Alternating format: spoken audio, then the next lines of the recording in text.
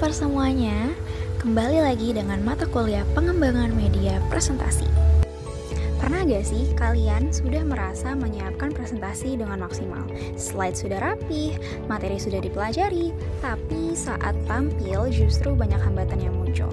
Disinilah pentingnya memahami setup and delivery dalam presentasi, karena kedua tahap ini menjadi fondasi utama agar pesan-pesan dapat tersampaikan dengan jelas, menarik, dan mudah dipahami oleh audiens. Sebelum masuk pada pembahasan materi, berikut merupakan tujuan instruksional umum dan khusus dari video ini. Adapun daftar isi materi dari setup and delivery. Pembahasan yang pertama, kita mulai dari konsep setup dan delivery. Setup dan delivery merupakan dua tahap penting dalam pelaksanaan presentasi. Setup berkaitan dengan persiapan sebelum presentasi dimulai, sedangkan delivery berkaitan dengan proses penyampaian materi kepada audiens. Dalam buku Effective Presentation, dijelaskan bahwa an effective presentation depends not only on what you say, but how you say it. Artinya, keberhasilan presentasi tidak hanya ditentukan oleh isi materi, tetapi juga ditentukan oleh bagaimana cara penyampaiannya. Contohnya, ada mahasiswa yang memiliki materi presentasi yang sangat bagus, tetapi ketika tampil, ia gugup dan tidak mempersiapkan alat presentasinya dengan baik. Akibatnya, audiens kesulitan untuk memahami materi yang disampaikan.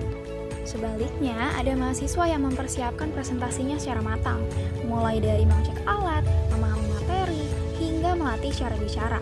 Saat presentasi berlangsung, penyampaian menjadi lebih jelas dan audiens lebih mudah untuk memahami isi materinya. Hal ini menunjukkan bahwa presentasi efektif membutuhkan kombinasi antara persiapan yang baik dan penyampaian yang efektif. Yang kedua yaitu pengertian dan fungsi setup. Setup adalah tahap persiapan yang dilakukan sebelum presentasi berlangsung. Tahap ini mencakup berbagai aspek, seperti kesiapan teknis, kesiapan materi, dan kesiapan lingkungan presentasi. Fungsi utama setup sendiri adalah memastikan bahwa proses presentasi dapat berjalan lancar tanpa gangguan yang dapat menghambat penyampaian informasi. Contohnya, seorang dosen yang akan mengajar menggunakan slide presentasi biasanya akan mengecek laptop, memastikan file dapat dibuka, mencoba proyektor, dan memastikan audio berfungsi dengan baik sebelum kelas dimulai. Selanjutnya ada komponen-komponen setup.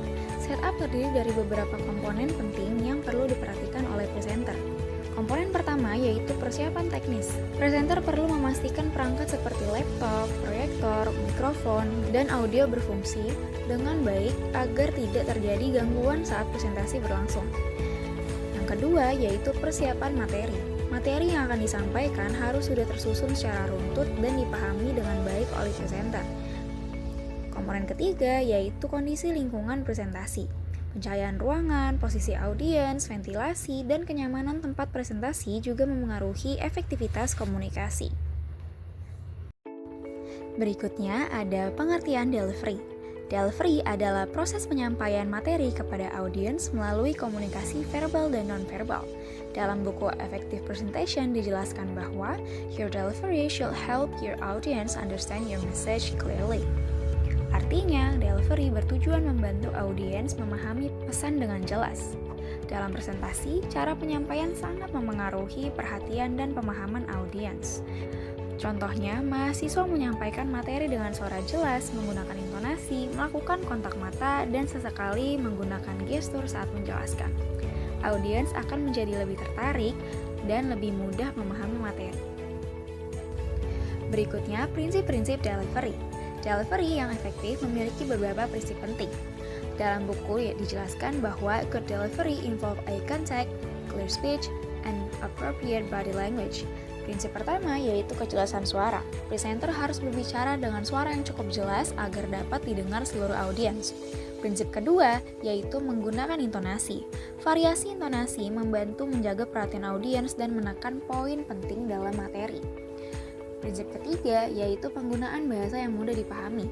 Bahasa yang digunakan harus disesuaikan dengan karakteristik audiens dan tidak terlalu rumit. Prinsip keempat yaitu penggunaan gestur dan ekspresi.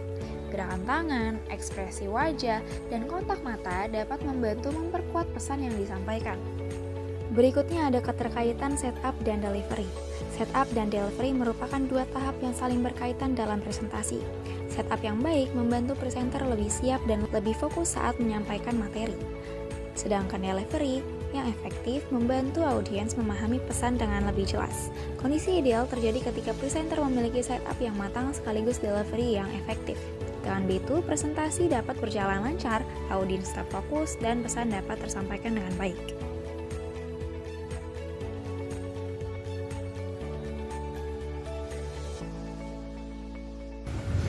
Sampai jumpa di pembelajaran berikutnya dan semangat belajarnya.